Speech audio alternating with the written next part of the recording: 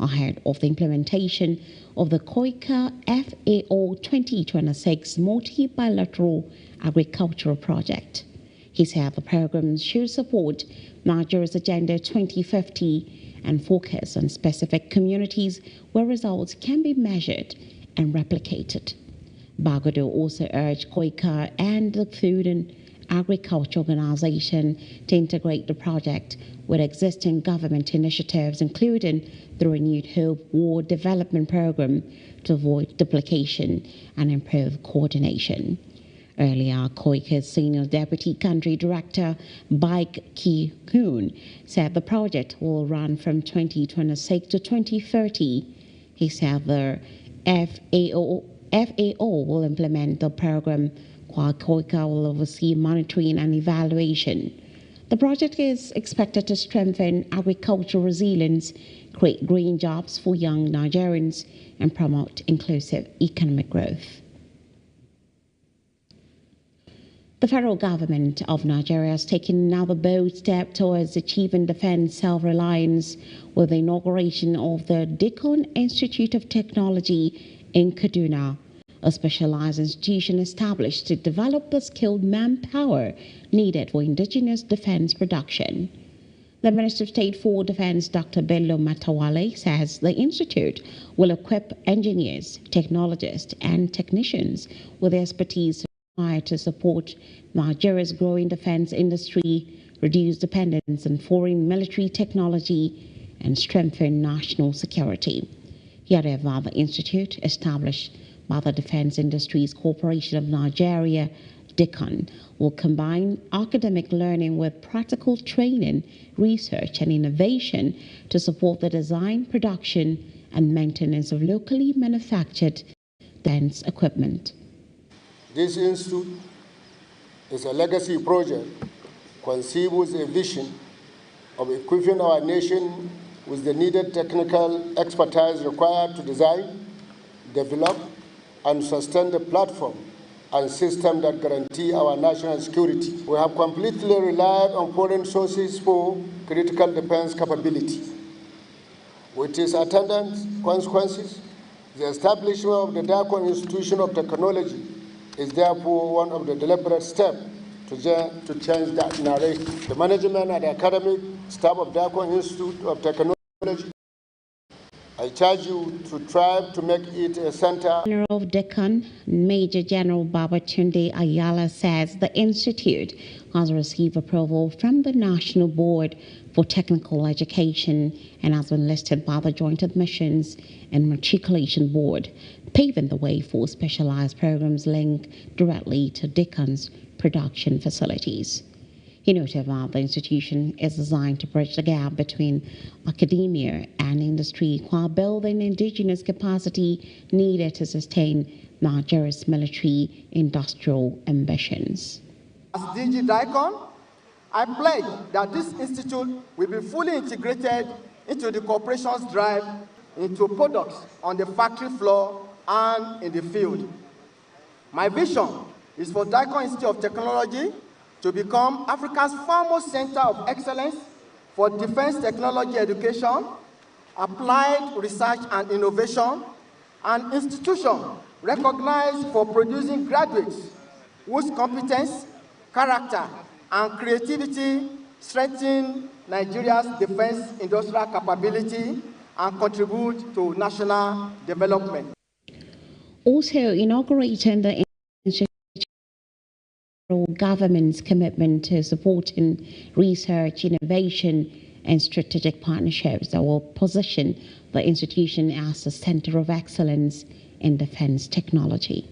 As the Supervising Minister of Adbn, I assure you of the federal government's continued support for Adbn and this institution in line with the New Hope agenda of His Excellency President Bola Ahmed Tinubu. GCFR will continue to provide the necessary support, enabling environment, policy direction, and the resources to ensure that Adbn and the Institute deliver on their mandate. Federal government says the Adbn Institute is expected to play a critical role in producing the skilled workforce required to drive local defense manufacturing, strengthen national security, and reduce Nigeria's reliance on important military hardware. Moving on.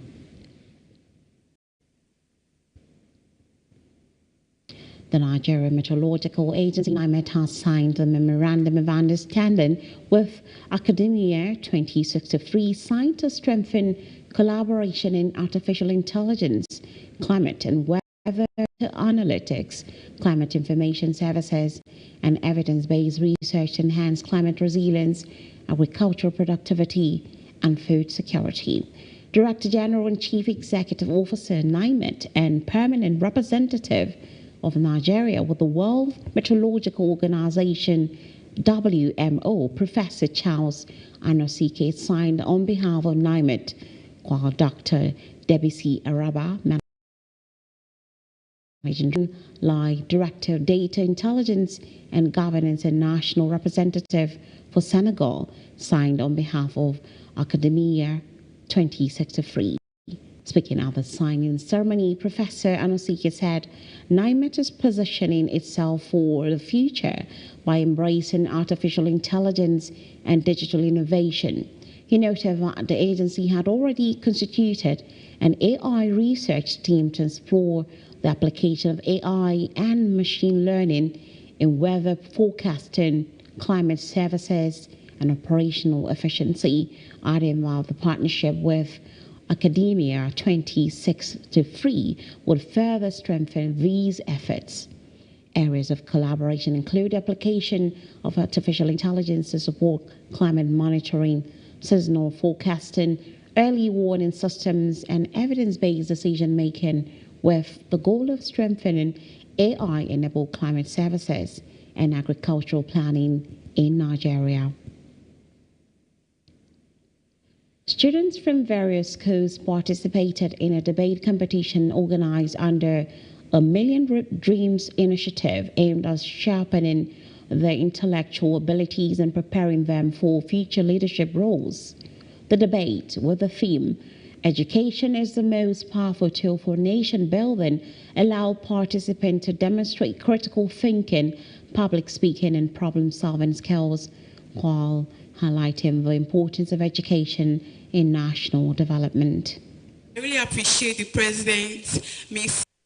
Almaide, and the organizers say such extracurricular activities foster skills like critical thinking, public speaking, leadership, and create equal opportunities for excellence.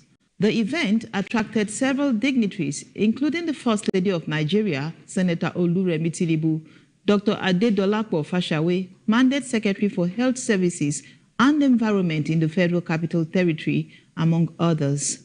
Speaking at the event, Ambassador Omanibe Ahmed Sanusi, initiator of the program, called on government and citizens to support efforts to improve education, adding that a wellness and rehabilitation center is being constructed in Kaduna.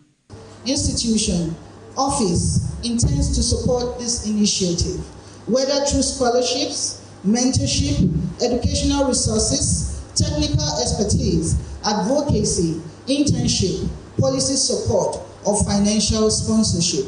Every commitment will make a difference. Guests at the event lauded the organizers for the initiative. Education is key to everything. Because you cannot have good health without education, you cannot have good life without education, you cannot have infrastructure without education. And we should all support her, and we should encourage other people to take this kind of initiative so that more people can benefit, because everybody is not in Abuja. And if pressure in Abuja, then, we're not doing in other places, it's no longer as good as it is. The coverage will be limited. Beneficiaries of the program who received scholarships and cooking gas cylinders were full of encomium for the organizers. I really want to appreciate Oma Life Rescue Foundation for this opportunity and privilege. It will help me in purchasing my dream job, which is a chartered accountant, and it will really help my parents because the burdens on them are very too much. So it has given them a relief on them, and it has pushed me a step forward to achieve my dreams more. I'm very grateful for the scholarship, which has really been a huge weight to the parents in terms of providing for my education and tertiary education. I'm grateful for my life foundation. Francisca Oga, Adbn News. The federal government has reaffirmed its commitment to transforming Nigeria's livestock sector into a key driver of economic growth, food security, and peaceful coexistence. The assurance came at the National Conference of the Mieti Allah Cattle Breeders Association of Nigeria in Abuja, where stakeholders deliberated on strategies for sustainable pastoralism and livestock development. Our correspondent Erima Obo reports. With the theme Strengthening Peaceful Pastoralism, Livestock Transformation and National Development, the conference brought together government officials, livestock industry stakeholders,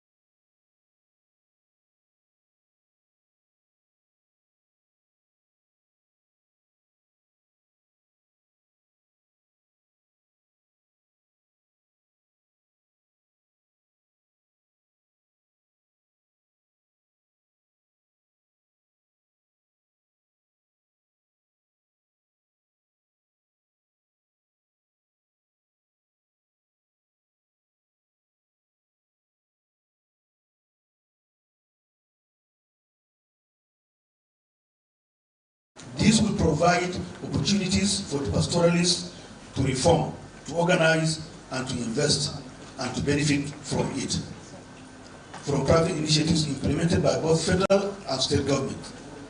The ranching policy will adopt different development models that will recognize and accommodate the peculiarities of livestock producers in all parts of the country, including smallholder pastoralists.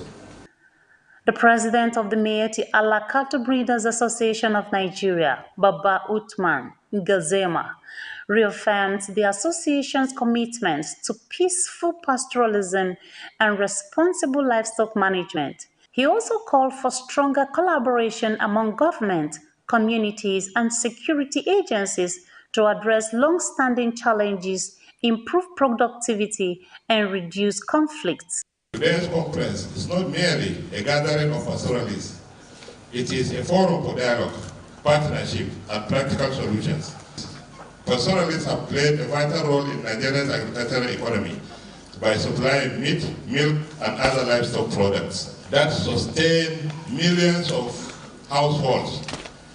Despite this contribution, pastoral communities continue to face enormous challenges that threaten their livelihoods and the future of livestock production in the country. The conference ended with a renewed commitment by stakeholders to strengthen partnerships, advance livestock reforms, and build a more peaceful, productive, and globally competitive livestock sector. From the Federal Capital Territory, Erima Okbo. You're watching ADB News at 7. Stay with us for more stories after this break.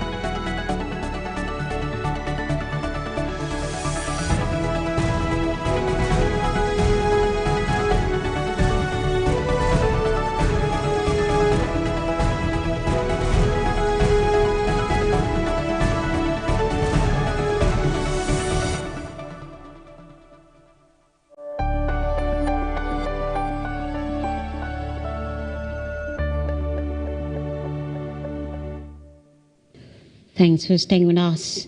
As Archbishop Margaret Idahosa marks her 83rd birthday, tributes have continued to pour in for the renowned Christian leader, with Edo State Governor Senator Monday Obebolo describing her as a symbol of unwavering faith, selflessness, and enduring spiritual leadership whose impact has transcended generations. In a goodwill message, Governor Obebolo said Archbishop Idahosa's decades of commitment to the Christian faith have inspired countless lives through compassion, steadfast leadership, and dedication to advancing the gospel. He noted that her influence extends beyond the pulpit, highlighting her contributions to education, humanitarian service, peace building, and community development, as well as her role in sustaining the vision of the late Archbishop Benson Idahosa. The governor described the presiding bishop of the Church of God Mission International as one of Nigeria's most respected Christian leaders, whose legacy of faith, excellence, and service continues to inspire hope while providing guidance and support to the vulnerable across society. Governor Obebolo joined the Benson Idahosa family, the Christian community, and well-wishers in celebrating the milestone, praying for continued good health, renewed strength, and many more years of fruitful service. He also congratulated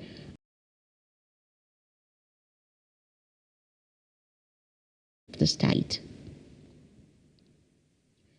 Edo State Governor Senator Monday Obebolo has charged staff of the Edo State Geographic Information Service EDOGIS to embrace innovation, digital transformation, and strategic thinking as key drivers of sustainable revenue generation.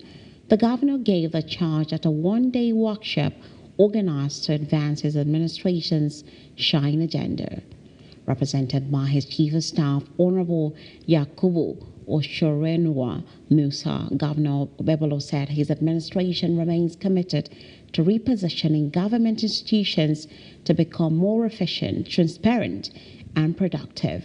He noted that EDOGIS plays a critical role in land administration, investment promotion, and revenue generation, urging the agency to align with global best practices through technology-driven solutions and innovative approaches. The governor encouraged participants to maximize the opportunities provided by the workshop by engaging resource persons and applying the knowledge gained to improve service delivery and boost the state's internally generated revenue.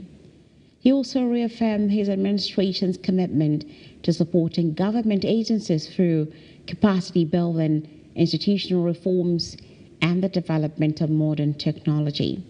In his remarks, the managing director of EDOGIS, Dr. Innocent Bello, described the workshop as a platform to equip staff with practical strategies for sustainable revenue growth and institutional excellence.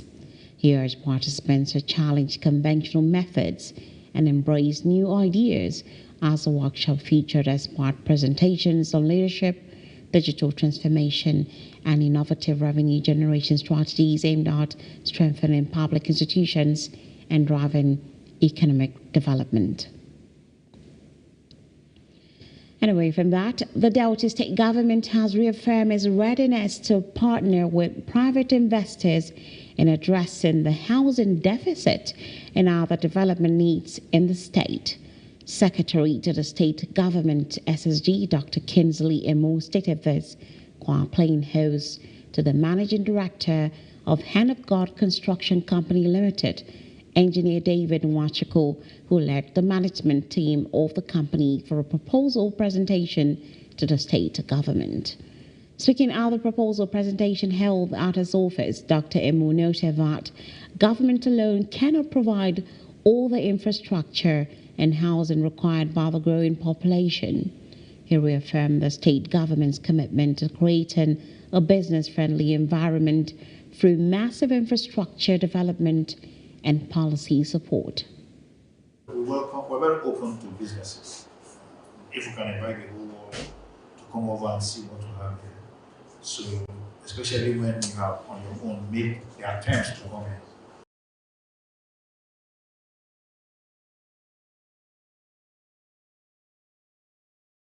You are very welcome in this area. More in urban areas than in the rural areas because of migration. People that also accentuated prices of apartments and land in everywhere. Only recently, Delta State was adjudged as one of the fastest growing states that are attracting a lot of domestic direct investments.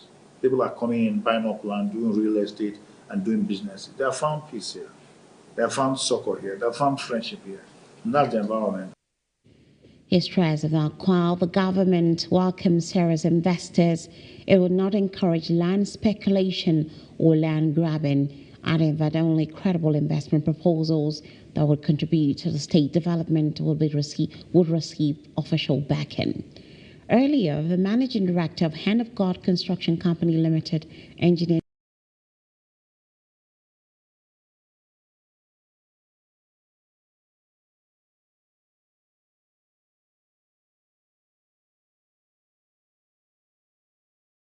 David Nwachukwu, who unveiled the company 54,000 direct and indirect jobs that will boost the state's internally generated revenue.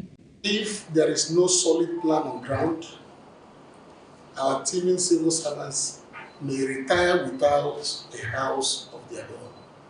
And that is why we decided to get into housing for middle and low income earners and afford them opportunity to go through mortgages over a period of 20 and 30 years. We only have Housing Solution Fund we're partnering with. So fund for construction and fund for provision of these mortgages are not an issue. What we want and the funding houses want is the space for the construction of these houses. Engineer Nwachukwu, who is also the National Vice President of the Real Estate Developers Association of Nigeria, said the proposed estate would feature world-class infrastructure despite being targeted at affordable housing.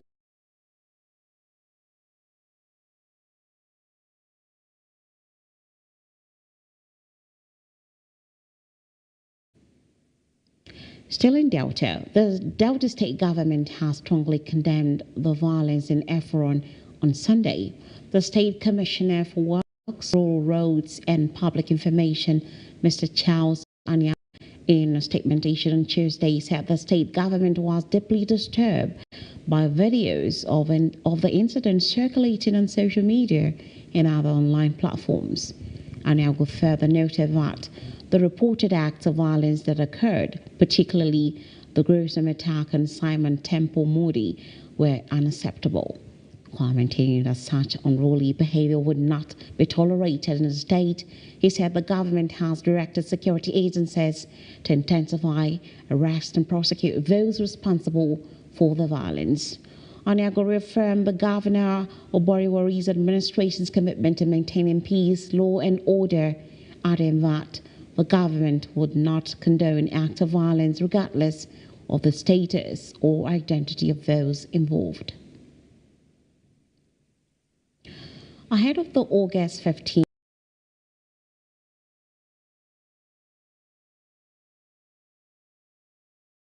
Chairman of the Independent National Electoral Commission, INEC, Professor Joash Amopitan, have raised the alarm over rising political tension. The Oni, who spoke when the INEC chairman led national commissioners on a working visit to his palace, declared that enough is enough, urging political actors to shelve their differences and put the interests of Osun State above personal and political ambitions. Oba Ogunwusi called on INEC to remain a fair and impartial umpire, douse the tension, and ensure that every eligible voter is allowed to cast their ballot freely without fear or intimidation. We should live above politics because Osun State is bigger than all those politicians. Osun State is bigger than us. We just occupy the throne of our forebears. We don't have any year or tenure limit, but we have to be very just, fair, and right in everything we do. The good, the bad, and the ugly belongs to us. both politicians from these two sides, the opposition side and the one on the office right and within the office right now, we should embrace them and tell them the truth all the time. That it is very important for them to focus on the well-being and also do what is just, fair and right.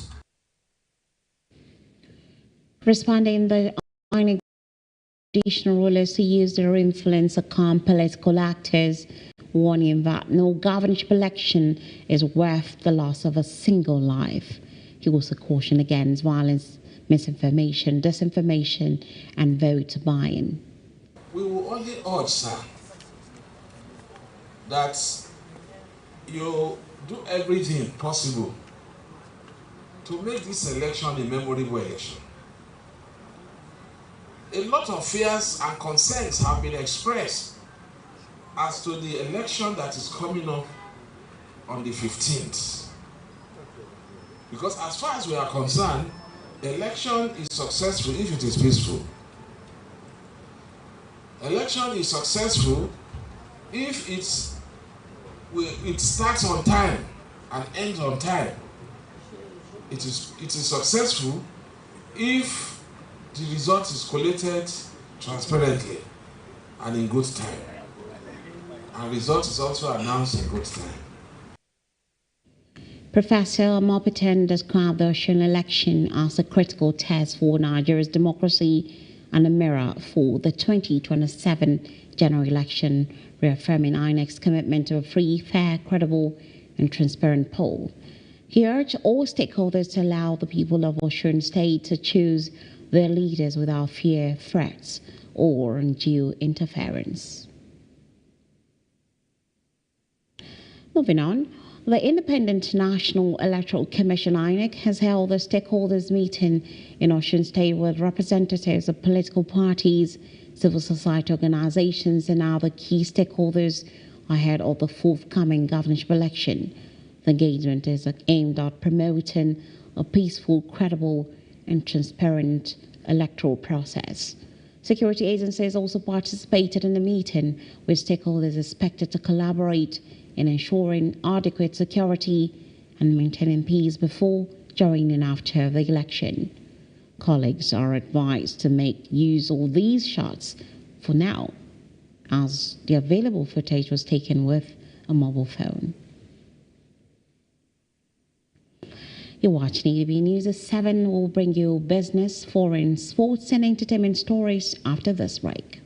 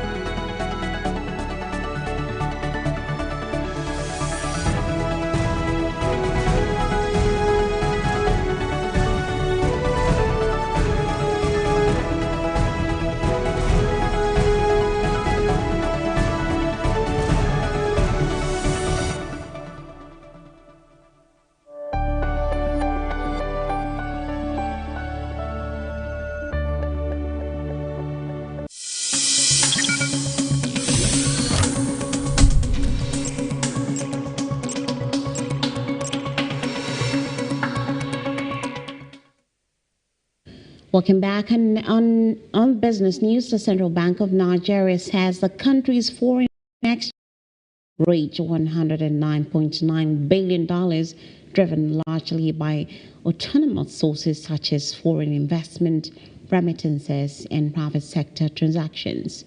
The development reflects improved confidence in Nigeria's foreign exchange market and ongoing financial sector reforms.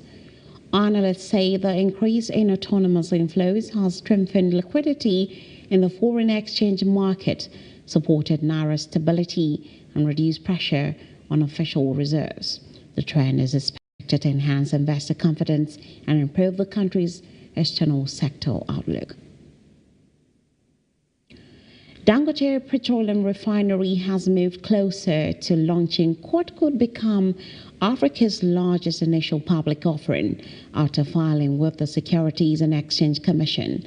The planned listing is expected to deepen Nigeria's capital market and attract significant local and international investment. The proposed IPO follows a successful $2.5 billion private equity raise with strong investor interest ahead of the public offer. Analysts say the listing could strengthen confidence in Nigeria's investment environment and support the refinery's long-term expansion plans. Still on business, the Nigerian naira remained relatively stable against the United States dollar on Wednesday, with only marginal movement recorded in both the official and parallel foreign exchange markets.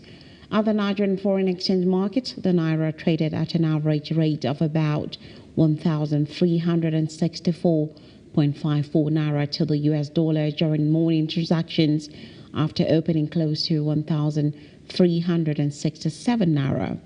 In the parallel market, also known as the black market, Bureau de Change operators quoted the dollar at around 1,410 naira for buying and 1,425 naira for selling, although rates may vary depending on location and transaction volume.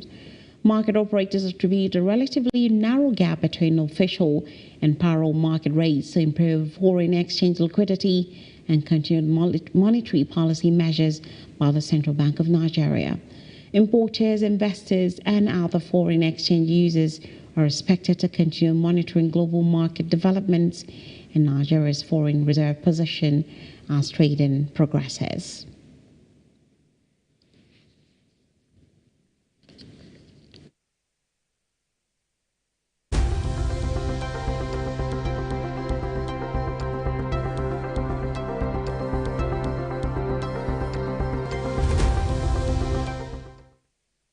And now on the foreign scene, U.S. President Donald Trump has held separate meetings with Ukrainian President Volodymyr Zelensky and Israeli Prime Minister Benjamin Netanyahu at the White House as the wars in Ukraine and the Middle East continue.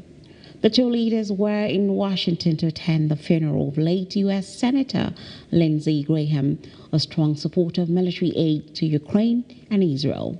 During his meeting with President Trump, President Zelensky said the discussions focused on strengthening Ukraine's air defense, including plans for the domestic production of Patriot interceptor missiles under U.S. license. The White House described the talks as positive, but has not officially confirmed any agreement. Zelensky also welcomed a U.S. Senate vote to impose tougher sanctions on buyers of Russian oil and gas, describing it as a strong show of support for Ukraine. Meanwhile, Prime Minister Netanyahu's meeting with President Trump centered on Iran and regional security amid recent strains in U.S.-Israel relations over the conflict in the Middle East. Both leaders later described the talks as productive. Shortly after the White House meeting, the U.S. military said it intercepted missiles launched by Iranian forces at American troops in the Middle East, while U.S. and allied forces also carried out operations against Iranian-backed groups in Iraq. The United States says it will stop routine visa processing at its embassy in Abuja from August 1st as part of a major restructuring of visa operations across Africa. The U.S. Department of State says routine visa services at the Abuja embassy and 24 other diplomatic missions on the continent will be transferred to designated regional visa processing hubs. According to the department, the move is intended to strengthen national security, improve the consistency of visa screening and vetting, and enhance operational efficiency. The U.S. clarified that the policy affects only routine immigrant and non-immigrant visa processing and does not mean the affected embassies or consulate are closing. For Nigeria, routine visa processing will continue at the U.S. Consulate General in Lagos, which has been designated as one of the regional visa hubs. Former top U.S. health official Dr. Anthony Fauci has declined to answer questions during a U.S. Senate hearing on the origins of the COVID-19 pandemic, invoking his constitutional right against self-incrimination. Fauci told lawmakers he was acting on the advice of his legal team, expressing concern that his testimony could be used to pursue perjury charges against him. The hearing, led by Republican Senator Rand Paul, focused on the origins of COVID-19 and recently released pandemic-era diary entries written by Fauci. Senator Paul argued that the diary entries raised questions about Fauci's public statement on whether the virus originated naturally or leaked from a laboratory. Fauci has denied any wrongdoing and said he has purposely testified under oath before Congress on multiple occasions, accusing Senator Paul of seeking to prosecute him. The hearing became tense as Republican lawmakers criticized Fauci's refusals to answer questions, while Democratic senators defended his decision and described the proceedings as politically motivated. The World Health Organization maintains that the natural spillover theory remains the best supported explanation based on available evidence, while stating that the exact origin of the virus remains inconclusive. Suleiman Abdul Samad, popularly known as Awuche and widely regarded as Ghana's tallest man, has died at the age of 33 after battling complications related to gigantism. He passed away at the Tamale Teaching Hospital, where he had been receiving specialized medical treatment.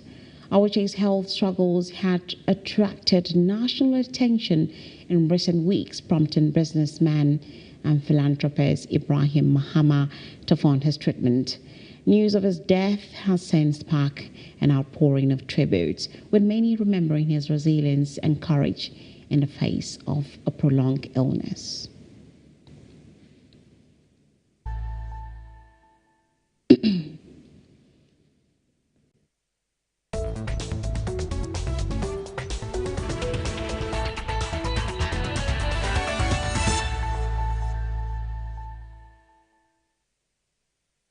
Now, in sport, Ukraine's National Olympic Committee has appealed to the Court of Arbitration for Sport over the International Olympic Committee's decision to reinstate the Russian Olympic Committee. The IOC suspended the Russian Olympic Committee in 2023 following Russia's invasion, saying ban was no longer applicable. The move could pave the way for Russian athletes to compete under the national flag at the 2028 Olympic Games in Los Angeles. However, Ukraine argues that the decision was made prematurely and without confirming that the issues which led to Russia's suspension have been fully resolved. The Ukrainian Olympic Committee also maintains that the decision contradicts a previous ruling by the Court of Arbitration for Sport, which upheld Russia's suspension over the inclusion of sport in occupied territories of Ukraine. Ukraine says restoring Russia's Olympic status without addressing those concerns would undermine international sports law and set a dangerous precedent for the Olympic movement. The bill will now be considered by the Court of Arbitration for Sport ahead of future international competitions. Chelsea have agreed to a deal to sign Danny Welbeck, while Jordan Henderson has terminated his contract with Brentford to complete a move to Stamford Bridge. The 36-year-old Henderson, who was under contract until 2027, is now a free agent ahead of a proposed move to Chelsea. Meanwhile, 35-year-old Welbeck has agreed a 2-year contract and has been granted permission by Brighton to undergo a medical with the Blues. Although the transfer fee has not been disclosed, Chelsea have finalized terms for the striker to link up with the squad following Saturday's pre-season fixture against Tottenham Hotspur in Australia before travelling to Hong Kong. The move formed part of head coach Xabi Alonso's plans to add greater experience to Chelsea's squad that has been the youngest in the Premier League over the past 2 seasons. Tolu Arokodare has joined Dutch giant Ajax on a season-long loan from Wolverhampton Wanderers, with the Eredivisie side holding an option to make the move permanent next summer. The transfer follows reports that the Nigeria international was involved in an incident that led to a Wolves training session being cancelled after he allegedly refused to leave the pitch. Arokodare, however, denied those claims, insisting in a statement on social media that he had always conducted himself professionally and maintained the highest standards throughout his career. The 25-year-old joined Wolves from Schenk in a £24 million deal in September 2025 after scoring a 31 league appearances as Wolves were relegated to the championships. FIFA President Gianni Infantino has written to all 211 member associations saying they will receive $40 million if they back his controversial plan to sell off stakes in his major competitions. Infantino has set a deadline of 19 September for football federations to accept his plans if they want to assess an initial $20 million. Football's world governing body has said it wants to create a commercial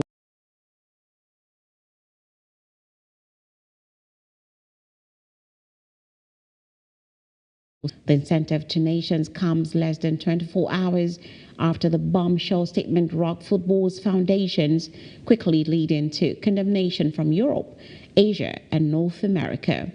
UEFA criticized the plan, insisting that the World Cup is not FIFA's to sell and is expected to convene an emergency meeting of its 55 member associations later this week.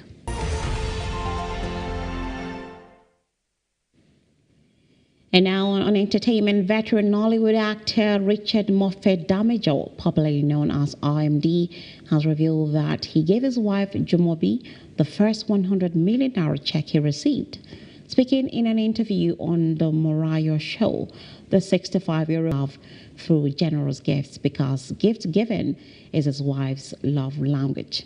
RMD disclosed that when he received his first $100 million check, he immediately instructed his manager to hand it over to his wife for her personal use.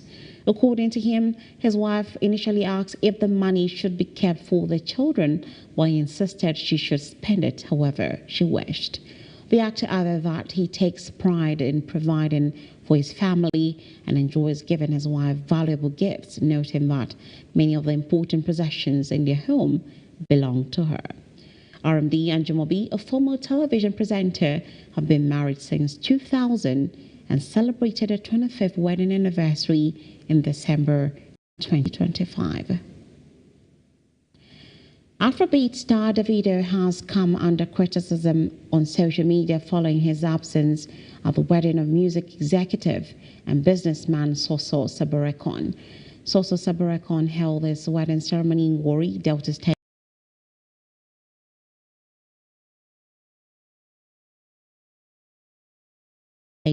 over the weekend, with several absent from the event and did not publicly congratulate the couple on his social media platforms. Instead, he shared posts about his trip to Dubai and the forthcoming Osun State governorship election. The development has sparked mixed reactions online, with some critics questioning the singer's absence, while others defended him, suggesting he may have been out of the country or committed to work engagements. Among those who criticized the singer were comedian Dion and Delta State Governor's Senior Special Assistant on Media, Osai Ovie Success, who both expressed disappointment over Davido's absence from the ceremony. Neither Davido nor his management has publicly commented on the reactions. And with that, we end the news tonight. Remember to watch us live on DSTV channel 258, on Star Time channel 140, Evo TV app, Limex World TV app, and Niger TV app. For more stories, visit our website at www.adbntv.com. You can also watch us live from every part of the world by logging on to www.adbntv.com/live. I am Princess Ekeze. Good evening and thanks for watching.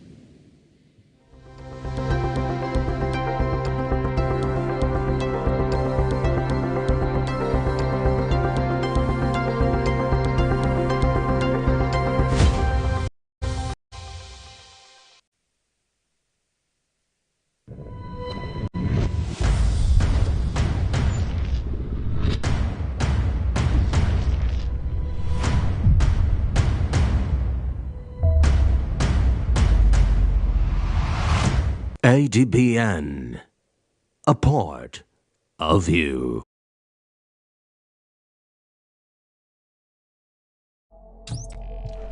Every second, a story breaks. President Bola Ahmed Tinubu has formally presented the 2026 appropriation bill to the National Assembly. The nation reacts. The world shifts. History moves in real time. Before the noise, before the opinions, one screen keeps you connected. From the headlines shaking the nation to the stories everyone talks about tomorrow. Stream anytime, anywhere.